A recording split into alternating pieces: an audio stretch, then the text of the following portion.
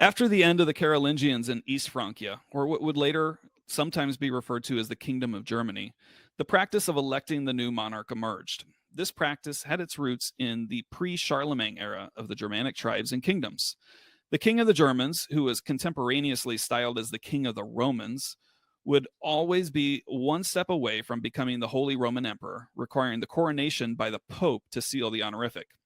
Otto the Great, the first in the post-Charlemagne era to be officially styled as the Holy Roman Emperor, would be followed by his son and grandson without any electoral fuss, but when Otto III died without an heir, it introduced the first imperial election with some historical record in the year 1002.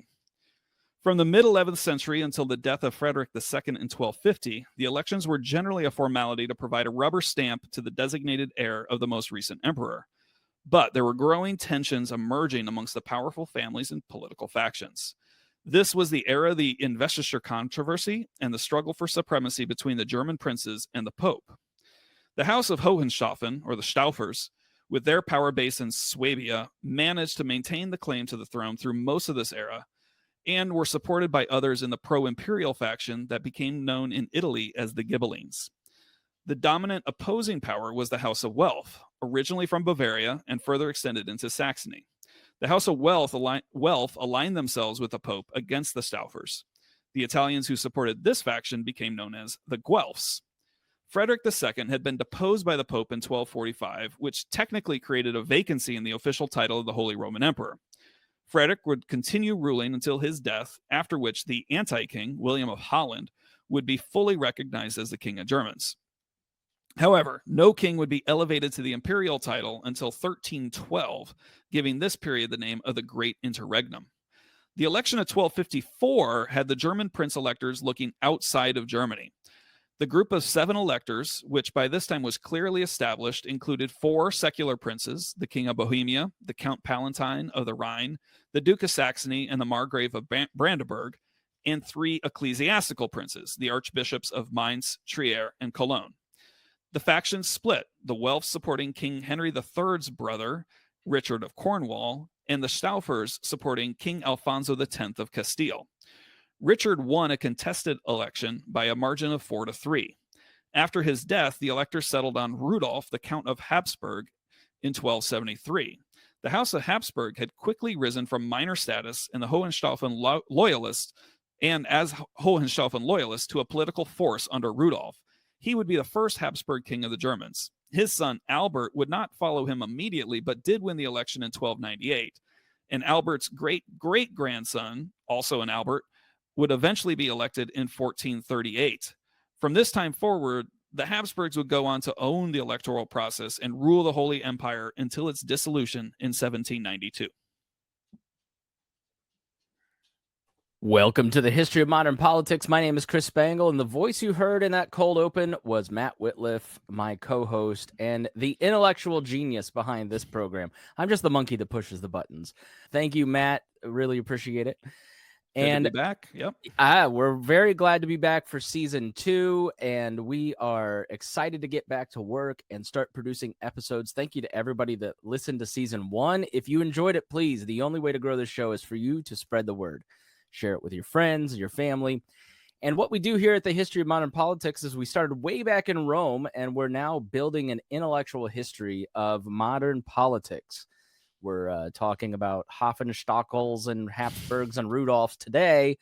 And all of this is important because history is one continuous, growing, developing, overlapping system that produces where we're at now. When we started this, Matt, it was like, do we start in the 80s with Reagan? Oh, well, we got to go to 79. And then we got to go to Kennedy. Oh, well, we can't leave Woodrow Wilson out. And then finally, when we got to Rome, it was like, all right, we got to just stop here. We're far back. We're far enough back now. Yeah. Yeah. And it is eventually leading up to our modern times. And where do these intellectual currents come from for modern conservatives, progressives, libertarians, and, the commies? But we'll get to all of that in future seasons. But this season, we are in the 1200s up to the late 13th century. And where we left off at the end of the first season was various provisions and negotiations that came into effect after that Second Barons' War, shortly after the Magna Carta. in the waning years of King Henry III's reign in the 1260s. Now, we let you know that he died in 1272 and indicated that his son, Lord Edward, would become the next king of England. And we'll get into the details of Kings Edward I, II, and III, which are all very dramatic, in the next episode. But we always like to, even though we're Anglo-centric here, because we've got to have sort of a home base to anchor ourselves to. And since American politics largely came out of England, that's where we're sitting, we still need to have a look at the continent and other parts of the world as we start to develop some of this stuff. Now, there's a lot unfolds during this next period, and to have the proper context, there's a lot of related topics that we've not talked much about over the past season that requires some review. So today, before getting into the next episode, we are going to look at a variety of topics covering their background up to the mid to late 13th century, so that we don't have to do a deep dive on those things in these next episodes. Yeah, otherwise we'd have like a 3-hour episode in our next one. Right. So give us an idea of some of these topics, Matt. Yeah, so, we haven't touched on Wales and Scotland and some other things that really start to become important in King Edward I's reign. So we're going to look at histories of Wales and Scotland, the sister countries, if you will, or kingdoms that lived on the island of Britain in this time, still do today, and eventually become very important to the development of English politics and such. We're going to look at what's going on in what's called the Low Countries, most prominently Flanders, but kind of think northern France, modern day Netherlands and Belgium and such. We've touched on them a little bit, but we need to get a little bit deeper there. And then also as we jump into the Edwards, we have things like developing around commercial systems and international trade at new levels that become critical political points and developments that happen. So we're going to look at the evolution of banking, the roles of the Italians and the Jews and some histories there. And then there's also been an undercurrent of law developing, right, that really starts to accelerate under King Edward I. So, we're going to look at the development of law over the years and the influence that universities had there as well. So lots of topics today. We mentioned the electoral process of the Holy Roman Empire in the introduction, and kind of bringing the Habsburgs onto the stage. We're not going to talk a lot about them over time because, as Chris mentioned, we're Anglo-centric, but at the same time, international relations are always an important piece of politics. So understanding how things are unfolding in the continent adjacent to our main storyline are also really important. Yeah, you can sign up to hear this, but we're going to do, you can get early release episodes, email blast, show notes, reading lists. Our show notes are all written out. We've tack on a bunch of reading lists to everyone, to show our homework where we got all this stuff. And we're going to also do some bonus episodes where Matt and I kind of like discuss off script some of this stuff. And we're going to kind of review season 1 and talk about what we learned. But I think what I was surprised by in doing the work for season 1 was how much trade, how much international relations, how complex a lot of these societies that we often think are just basic, barbaric type, England of 800 just must have been, and there's some truth to that. It's certainly not as developed as today or even the 1800s, but what you see through all this, Matt, is just how interconnected things already are on a simplistic scale. And we're just about to pour gasoline on it as we moved into the second season here. Yeah, absolutely. Absolutely. And actually, that's a nice segue into talking about the history of Wales, because if you remember from last season, there's only been a couple of places where we've even mentioned Wales, as we've been focusing really on the dominance of the English kingdom, right? If you remember the consolidation of power by Alfred the Great and such. And tell people where Wales is. Yeah, so Wales, if you kind of can try to picture what the island of Britain looks like, and to the west, there's that little bulge that sticks out over the foot of the island. That bulge is Wales, right? So it's kind of heading towards Ireland. That's right, heading off towards Ireland. So it's a bit above the foot-like peninsula, which is called Cornwall in the southwest. And if you recall, the Anglo-Saxons were pressing into England as they went through their migrations and pushing against the Celtic Britons, as we discussed way back in episode 4. And those natives actually ended up settling into Wales, Cornwall, and Scotland up in the north. So when you think back to the heptarchy of kingdoms which ruled England before the unification, That notion of Bretwaldas, or the dominant kings of the Heptarchy, is something we discussed. And one of those Bretwalda, Otho of Mercia, ruled from 757 to 796. And, back to your points at the beginning here, Chris, right? There's good evidence that Otho was, kind of a direct peer and had trading relations and even maybe courtly relations with Charlemagne, right, during that time. So one thing, though, that Offa did was construct, or we believe that he constructed not him personally, but ordered the construction of a massive dike, creating a ditch and an earthen wall along the stretch of Western Mercia, which essentially forms the border here with Wales. And so as responsible amateur historians, we want to point out that modern research now does question how much of this was actually done under Offa's reign versus with others, but the name of it being Offa's Dyke has been around for centuries, and it's still named at him, and is more or less the exact border between England and Wales today. The mountainous terrain and heavily forested territory of Wales was a major factor in keeping the various Welsh tribes and minor kingdoms relatively autonomous. Now, similar to the lands of England during the Heptarchy, Wales continued to be decentralized with only short periods of strong rulers, emerging from one minor kingdom to centralize power temporarily. The Welsh law also generally practiced partible inheritance, which further prevented the consolidation and centralization of power. The English didn't often move into Wales because they were fierce fighters too, so they were fiercely independent, which is why the Welsh language still exists to this day. Not only that terrain, but also the makeup of the people. Now, arguably the most dominant king in Welsh history was, Griffith ap Llewellyn. Yeah.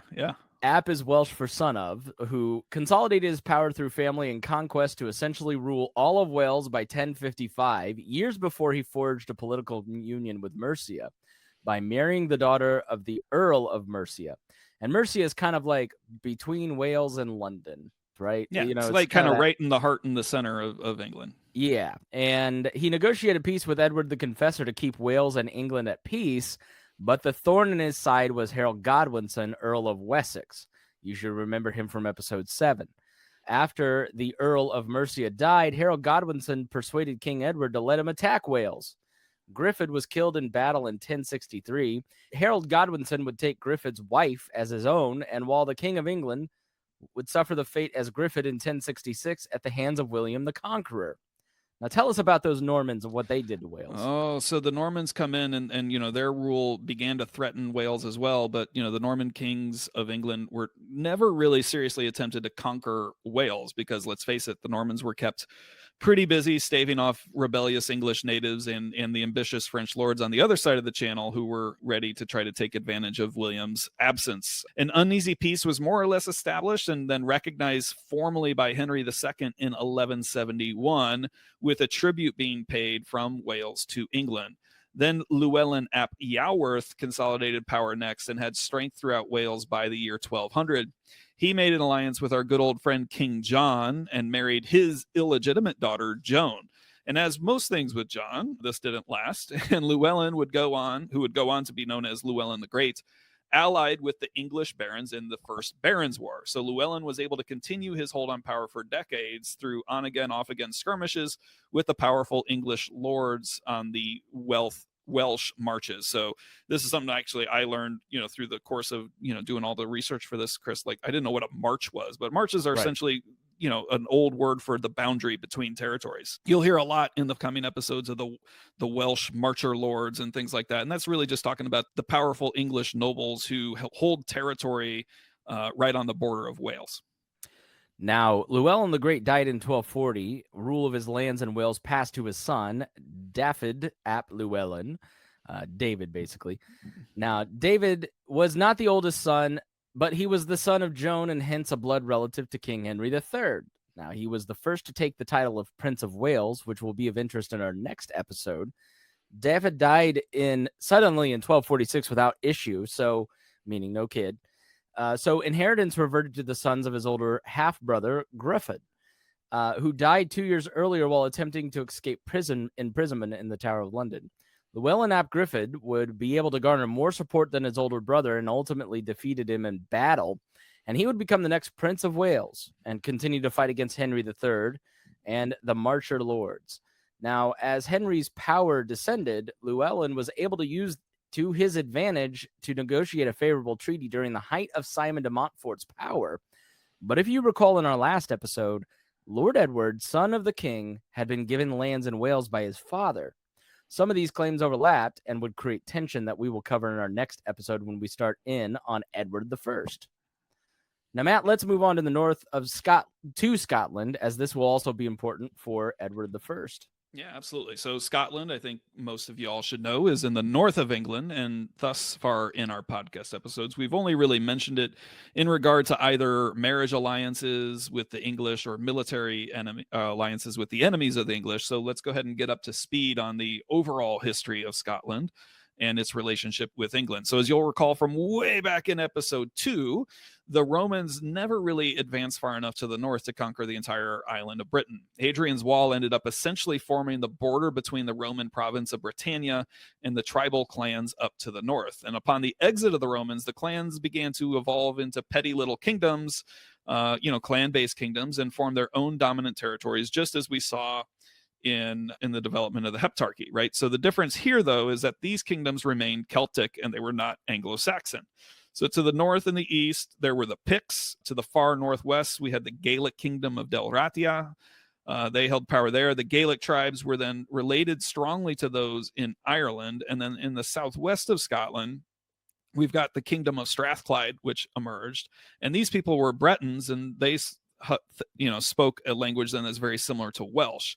And then finally in the south and southeast, we have the kingdom of Bernicia. And if you remember the details and you did your homework very well, you'll recall that Bernicia merged with Deira in 654 and formed the kingdom of Northumbria, which was one of those Anglo-Saxon kingdoms of the Heptarchy. Now, the North saw its fair share of Viking invasions, particularly during the same time that the Anglo-Saxons had these threats, which we talked about in episode 6. And just as the Viking threats calmed in the early 10th century under the rule of Alfred the Great and his immediate successors, there was a parallel consolidation of power in the North, moving towards a unified kingdom. This is sometimes referred to as the Kingdom of Alba, which is generally synonymous with the Kingdom of Scotland. King Donald II is usually credited with being the first king of Alba, based on a chronicle from the year 900, which was also the year that he died. Always good when you can write the history. Now, the royal line, I was in charge. I was great. The royal line followed a practice called tanistry. This, see, Matt is smart because he writes out the pronunciations for my Hoosier behind now. Tanistry, this is described by one definition as the most talented male member of the royal dynasty should inherit the throne, commonly by murder or war. I think that's kind of where the Republicans want to take us.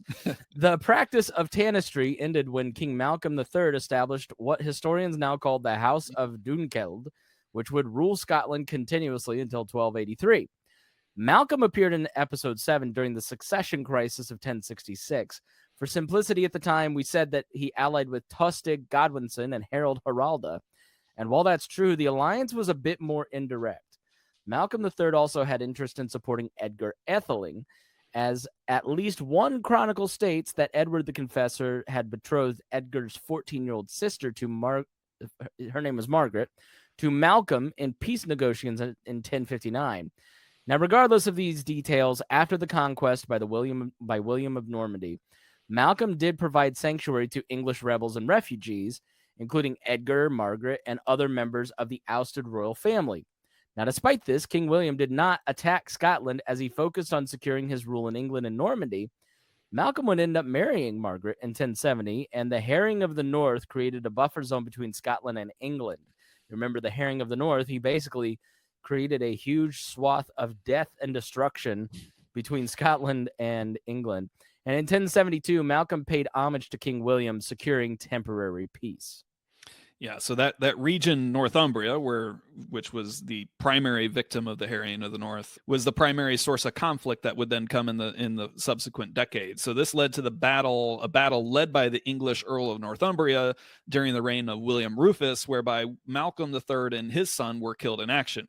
You might also recall from episode 8 that King Henry I ended up marrying Malcolm and Margaret's daughter, Edith, which was then Normanized into the popular name Matilda upon taking the throne in 1100. So this in turn created a family line that sided with the Scots loosely with Empress Matilda in the anarchy, as she was the niece of King David of Scotland at the time.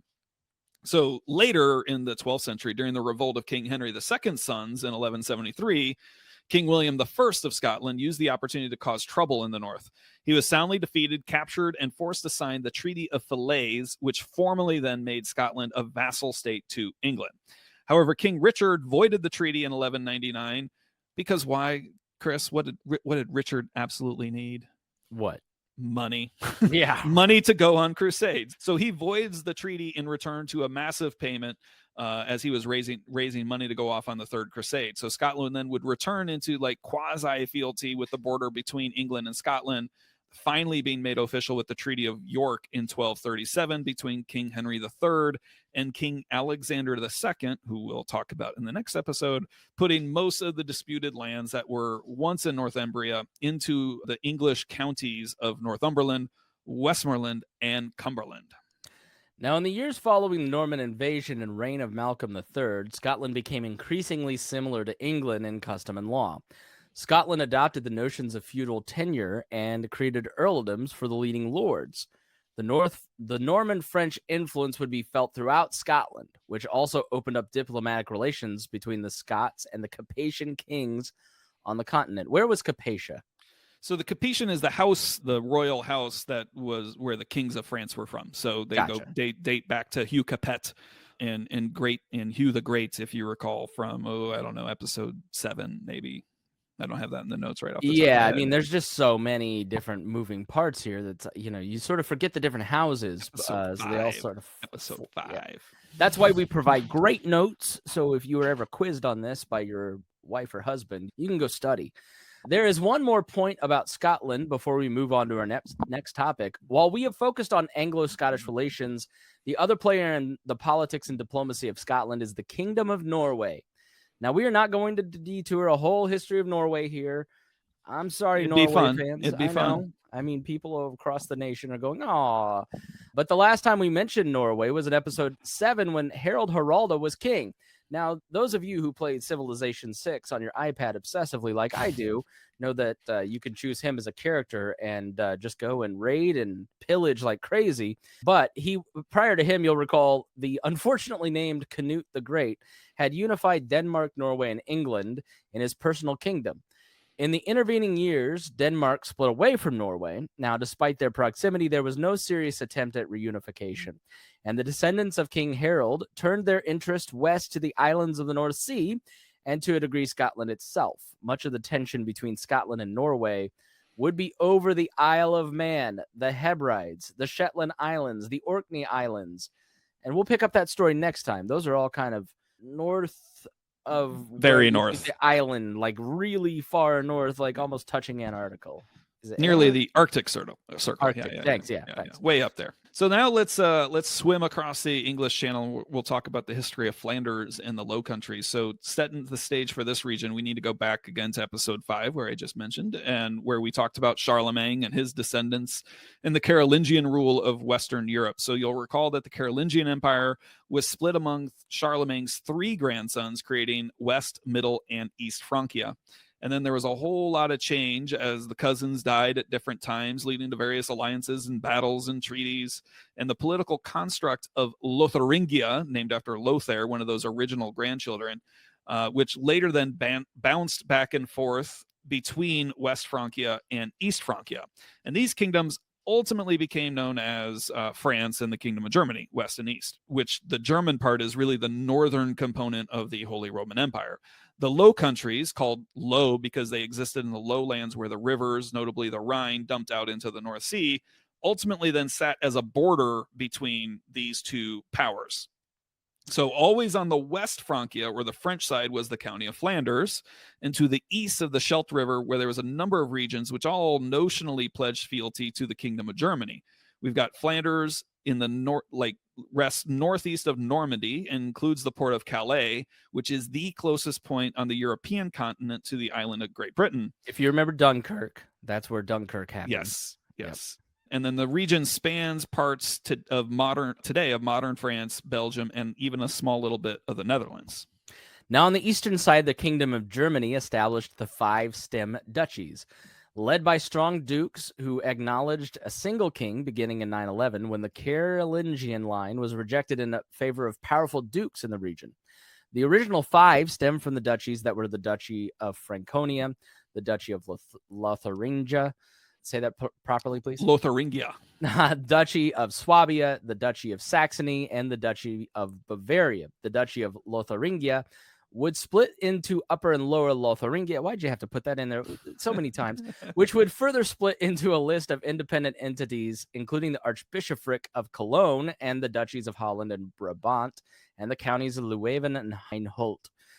These are more powerful lands and titles held in Low Countries opposite of Flanders. And correct me if I'm wrong, but like that kind of setup in that part of Germany seems to last for centuries, right? Yeah, like well into the 1800s before there's any consolidation.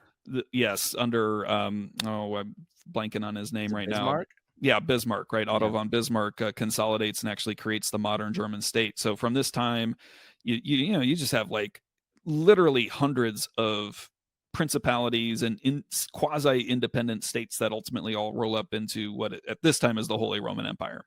Yeah, if you remember, that's where Martin Luther escaped to he was still in Germany, but he was in one duchy, and this guy protected him and from another one, and yeah, so it's all complicated. Now, while the German region of the Low Countries will weave in and out of our story, it is Flanders that had the most direct relationship to England. It was established by Charles the Bald, remember him from episode 5, the king of West Francia. The county was given by Charles as a fief to Baldwin of Flanders in return for his service in repelling Viking threats. His son Baldwin II married the daughter of Alfred the Great, which establishes a dynastic connection between the English and the English kings in the courts of Flanders. Now, a few generations later, we go on to Baldwin V, who we met in episode 7. And if you recall, Baldwin V's daughter, Matilda, married William, the Duke of Normandy, a.k.a. William the Conqueror. Now, we didn't tell you last time, but Baldwin V's sister married Tosta Godwinson, and the court of Baldwin V served as the home for the exiled Emma of Normandy, wife of Athelred, the Unready, and Canute the Great. However, the counts of Flanders would ally more closely with the kings of France beginning in 1070 during the Norman rule of England. Enemies of William the Conqueror, such as Edgar Atheling and Robert Curthose, would have refuge in Flanders, and Sweyn II of Denmark would use it to stage attacks on England. So again, you see all these different links, Matt, between all these different countries and players, and they are giving all kinds of different protections and marriages, and it's all interconnected even then. Yeah, absolutely. And the link between Flanders and England goes beyond the dynastic and, kind of political alliances, but it's also critical for economics. So English wool by this time had a reputation for its quality dating back perhaps as early as the time of Offa of Mercia, who we talked about in the Welsh part at the beginning here. By the 12th century, there is documented evidence of a growing wool trade between the English and the Germans, and Flanders became the obvious entry point for wool coming across the channel. The cities of the region began developing skills, which would then turn the English wool into cloth for sale. So the Flemish towns of Bruges and Ghent received city charters coming out of the feudal structure, like what happened in London and other merchant cities in northern Italy. This political and economic access between England, France, Flanders, and Italy would be tested in the reign of Edward I. And, I want to underscore here as well, the importance of this notion, right? Cities, as we think of cities today, didn't really exist. And we're not talking about from a population standpoint. It's really having people who are not just performing agriculture, right? It's the notion of skilled laborers, trade, merchants, and ultimately settling in one spot with enough volume of population where it's like, we don't live in this feudal system anymore. We need our own thing, our own system of government. So while London really is the first city to emerge in England, we actually start seeing more cities evolve here in the Low Countries, which will be important for the development of ultimately of democratic systems. Yeah, I mean, it's hard to understate how important the outsourcing of labor to currency, how big of a development that was in human history, because all of a sudden, instead of 1 hour's work in the field to get food, I can now go and do something differently with my time and then pay money that I earned there for other things, which creates a division of labor, right? So a lot of people can do a lot of things, and it's no longer bartering. That's right. And so then you start to see the explosions of cities. But right now, you need land to grow food because you have no other way to eat. Now, let's go on to banking, Italians, and the Jews. And this is an important part because obviously the history of the Jews plays an important part in Europe. It's still playing a part in Ukraine, as we can tell. But like we just said, the importance of money starts to develop in this time, Matt. So get us started. Where does this concept of currency begin, and how does it develop in Europe? So with the growth of the international trade, we see the need for financial innovation, and that leads to the emergence of banking systems, which, to this date don't really exist. So money from different kingdoms are changing hands, required middlemen to help smooth out the process. And so as agriculture grew beyond the level that was simply necessary for subsistence, commodities become available for export out of a lord's manor. And so that starts to grow. And by the 12th century, trade fairs were beginning to emerge in the county of Champagne, which is east of Paris, south of Flanders, and north of Burgundy. So this region serves as a central point for goods between Italy, England, France, and Germany to all come together. The Champagne fairs ran a circuit of 6 towns for 6 weeks each, creating a near continuous center for trade in this hub of Europe. And this also served as a place for goods coming in from Asia, Africa, and Scandinavia. And it's also important to mention the Crusades because they were a factor in the emergence of banking. Now, in episode 9, we mentioned briefly the Knights Templar. This religious military order was formed in 1119 to protect Christians making pilgrimages to Jerusalem. In the coming decades, the Templars established local offices throughout Europe to provide financial security to those who were coming to the Holy Land. It was expensive to make the journey and to stay in the Holy Land without access to income. The Templars would collect payment locally and provide a note or check to the pilgrim, which was redeemable upon arrival in the Holy Land. Now, this made the journey safer as people did not need to bring massive treasure or supplies with them and be subject to thieves or other disasters. So instead of sitting on the coins and precious metals, the Templars often bought up land, managed estates, and even owned the entire island of Cyprus at one point. Owned being a strong word, Matt. Yeah, I mean, I might have butchered for it, but held all the territory. They did control it. Yes. Yeah. I mean, I think if you put it into perspective, right? I mean, you're a lord, a high-ranking noble with land and income, but now you're obligated to make this journey to the Holy Land. Like, you got to pay people to get you there. You got to have food all along the way. You're bringing along knights and another retinue of people who have to be fed. Like, what are you going to do? Carry literally hundreds of pounds of silver coins with you? No. So this development of exchange and the process of credit all starts to evolve and emerge here. Now, the papacy and other Italians took notice. Already a more advanced merchant economy than the rest of Europe, northern Italians borrowed innovations from the Templars and built upon ancient Roman merchant traditions. Now, why Italy? Think about the geography of it. It's between Jerusalem and France, right?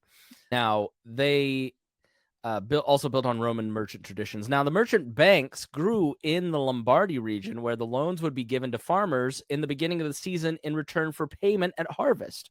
Now, in addition to this, the merchant banks would provide insurance contracts against poor harvest seasons to protect the farmers against default.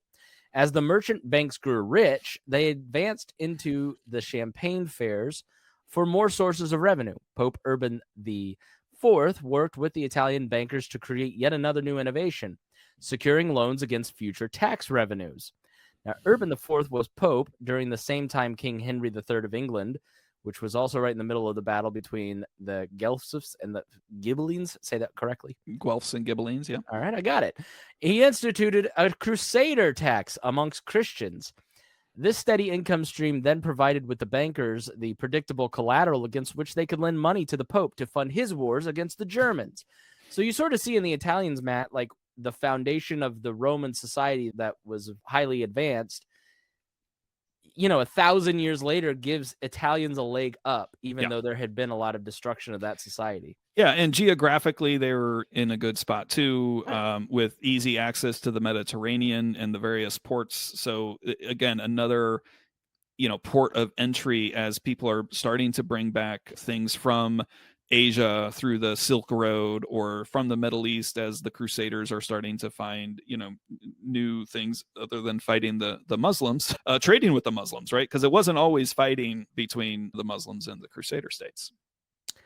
Now, we can't complete the story of banking without the introduction of the role of the Jewish people. Now, obviously, we could do a whole podcast series on just the history of the Jews, so we are going to summarize and cut some corners. There's many great books out there that kind of outline the history of the Jews, which I will add to the book recommendations.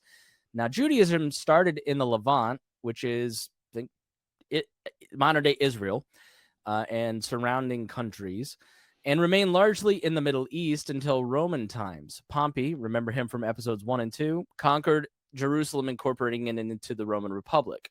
Many Jews were sent into the Roman slave system, beginning a new wave of Jews scattered across Europe, referred to as the Jewish Diaspora.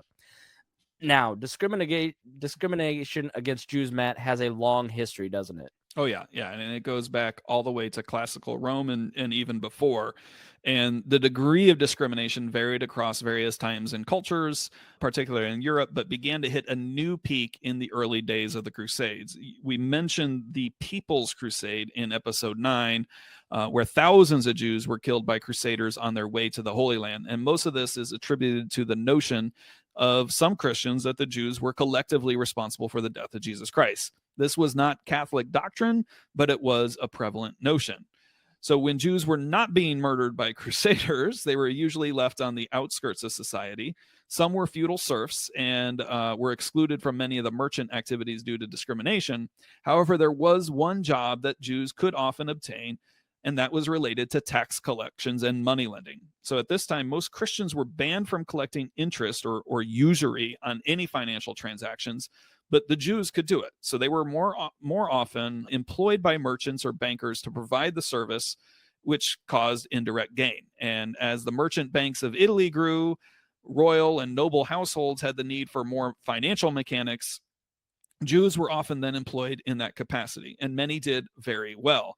During the reign of Henry II, Aaron of Lincoln, a Jew, amassed such fortunes through various money lending activities that there was even a separate division of the exchequer formed simply to manage his taxes owed to the crown. Since Jews became a key source of royal revenue, they often received some protected status. Until they didn't, and they needed more money, and then they confiscated all the wealth, which was complicated because you were confiscating all the wealth of your barons too, which we will see, I'm sure, in future episodes. Now, but there were still incidents in England against the Jewish population. Shortly after the death of Aaron of Lincoln at the time of the Third Crusade during the reign of Richard I, there was a massacre of up to 150 Jews in York, spurred on by the Christian fervor of the Crusades. In the 1230s, several towns expelled their Jewish population, mostly but notably by Simon de Montfort and Leicester in 1231. As Henry III tried to raise funds for adventures such as the Sicilian affair, which we discussed in episode 11, he called on the Jews for funds. They in turn pressed for repayment on loans from ordinary citizens, which further fueled resentment of Jews. In 1255, the first known case of blood libel was prosecuted by the crown. The Jews of Lincoln were accused of ritually murdering a child who went on to be known as Little St. Hugh of Lincoln, to use his blood for a sacrifice. Jews had also been required to wear a distinctive badge on their clothing for identification amongst the population. A lot of that sounds really familiar to modern day, and I would encourage people to look up the most dangerous conspiracy theory in the world. And it kind of talks about the history of all of these different accusations. We'll see in the plague, for instance, the blaming of Jews without any evidence, even with shreds of evidence of where it was coming from. They still blame the Jews because, Matt, they were on the outskirts of society. They had distinctive rituals of washing. It did not affect Jews in the same way because of the ritual washing, and they had, more standards of cleanliness, and they were blamed. And so anti-Semitism is really rooted in this period, and it's something that we are still fighting against today. We've had a higher incident of anti-Semitism acts of terror over the last year or two than we have in a long time, and it all's rooted right here. You can see threads of QAnon, of the Nazis, of all these different groups of anti-Semitism that promote anti-Semitism, rooted in what we just read, Matt. Yep. And unfortunate part of all the history, and sadly, but again, to understand all these dynamics as we continue to march through the history, we've got to understand the roots here. Yeah, it just shows you, and Russia has a huge core of it. We'll see in the various pogroms in Europe and Poland, and why did so many Jews end up in Poland and Ukraine during World War II? Well, they had been pushed out in pogroms for hundreds of years out of France and England and into those pockets of Eastern Europe. And so they were highly concentrated. And so this is an important part of the history of modern politics. These ideas that are ancient are passed down generation after generation after generation and are rooted, deeply rooted in our subconscious until we start to examine where those beliefs come from and really take it to task in our own mind. Yeah. So, moving on to our final section for today is universities and their impact on the law. So one thing that, again, we've only kind of touched on so far in season 1 was the advancement of legal codes and the administrative apparatus of the English royal government. We talked about the advances under Alfred the Great, and the census rolls of William the Conqueror, and the formal structure of advisors that were beginning to solidify under Henry II. And of course, the charters which spoke to the limits of the king, most notably, of course, the Magna Carta. Most of these developments had to do with the personalities of the kings or the political and economic realities of their reigns. But by the time we get into the late 13th century, these new economic realities, population growth, the growth of universities all lead to an inflection point where we see a massive and significant development in the law, which occurred under Edward I. Now, turning to education, the development of the university happened in the late 11th century and into the 12th century. Prior to this, any notion of higher education occurred almost exclusively in abbeys and monasteries. And this was a pretty insular form of education that attracted mostly locals and nearly exclusively focused on clerical education. 3 universities are generally recognized as the first of their kind. The University of Bologna, founded in 1088 in Italy, the University of Paris, founded in 1150, and the University of Oxford, which has evidence of operation as early as 1096. Now, a minor catalyst for the development of universities was the wave of Gregorian reforms implemented by Pope Gregory VII. You will recall from episode 9 that he emerged as Pope in 1073 after the end of the era of truly awful popes from the Italian aristocracy. Now, the reforms led to an increased need for an educated clergy to support the administrative and legal aspects of the Catholic Church under the direction of the Pope.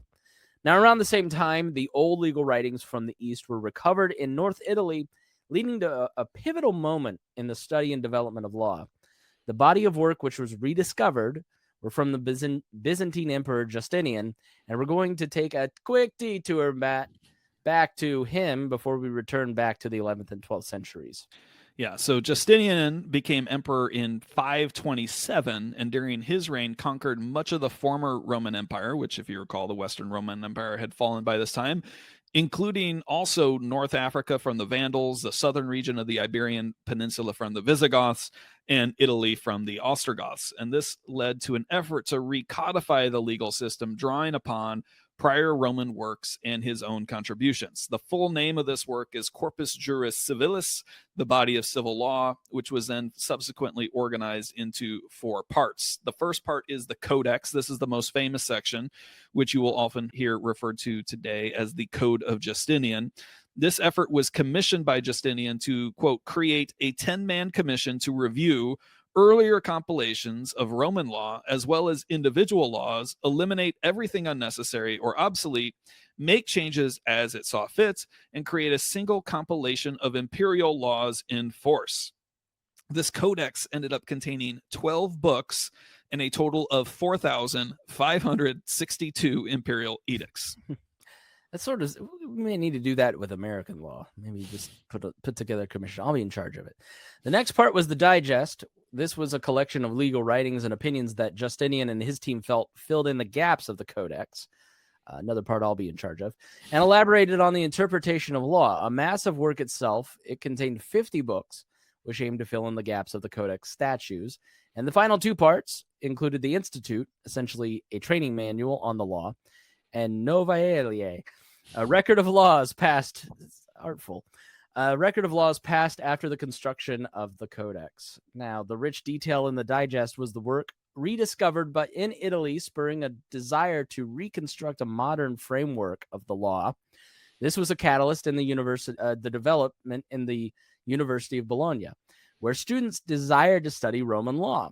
The university was organized and run by students and was granted an official charter by Emperor Frederick Barbarossa in 1158 to provide legal protections for students, especially those who came to study from outside of Italy.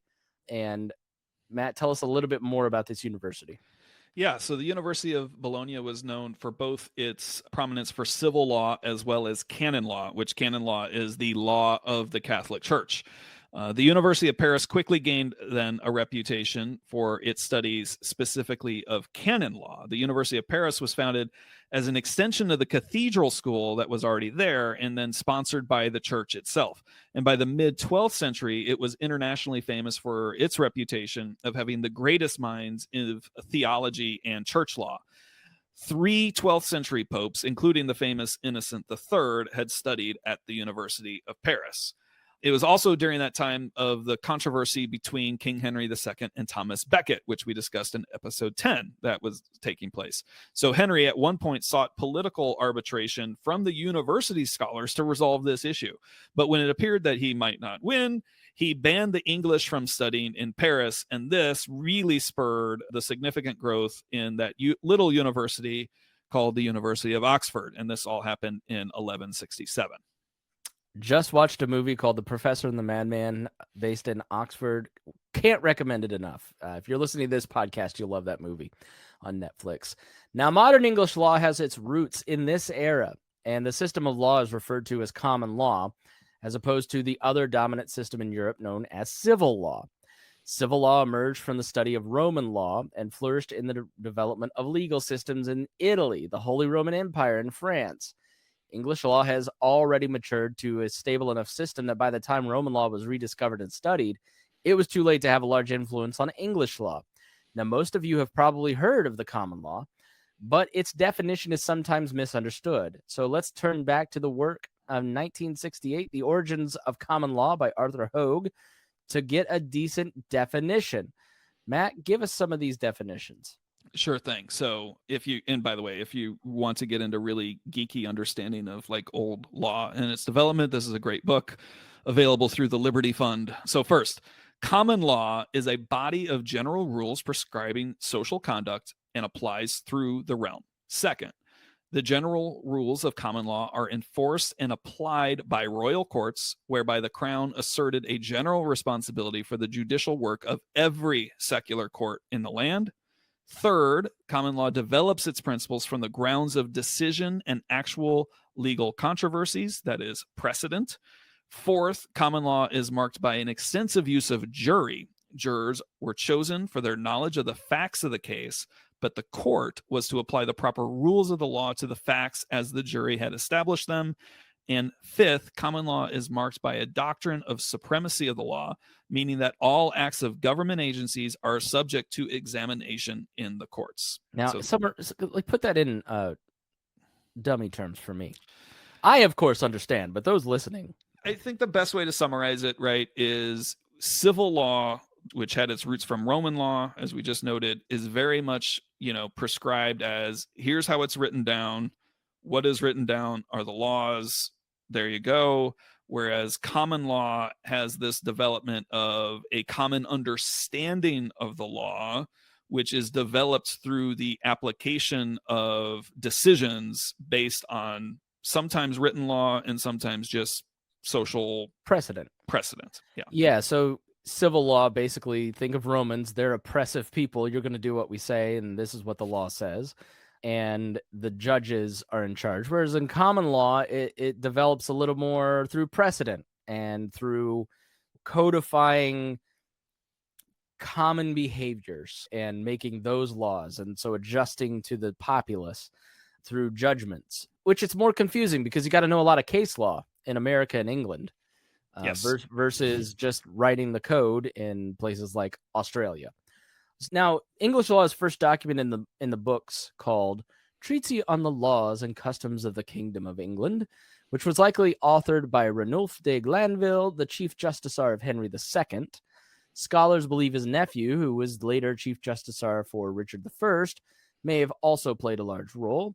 In this work, Glanville lays out laws and the rules for legal proceedings, including, most importantly, the types of cases that we subject to royal courts.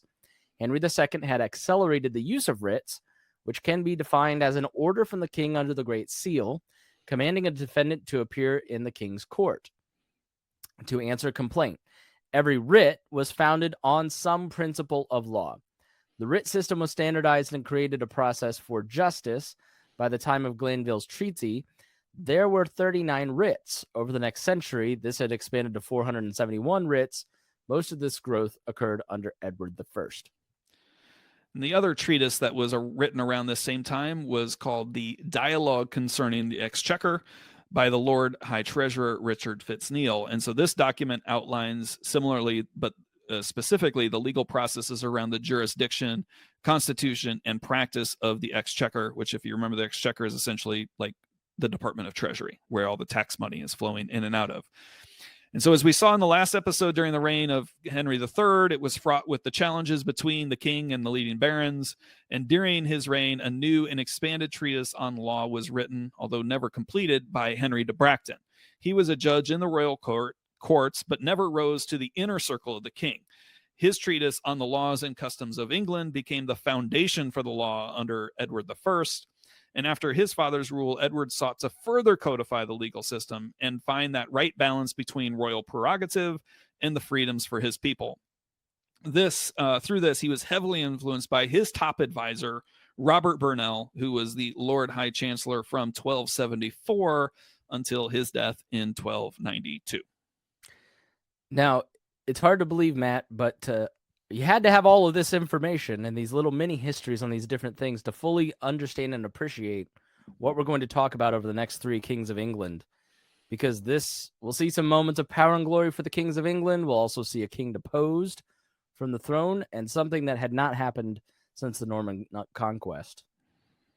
Yep, that's right. So I think that covers it for today, Chris. We've gone deep and scratched the surface on a lot of different things that, again, will help us really not have to take massive detours as we go through the first 3 Edwards here. All right. Well, thank you for joining us here on the History of Modern Politics. If you want to support our work, if you're getting a lot out of this, please go sign up at historyofmodernpolitics.com and become a member. You'll get all the show notes. You'll get the reading list. You'll get early release of episodes, and you will contribute by giving value for the value that you get from the show. We also ask that you please share the show and help spread the word, as that helps us. So thank you so much for joining us. Thank you, Matt. Thank you, Chris. And we will see you again in a couple weeks.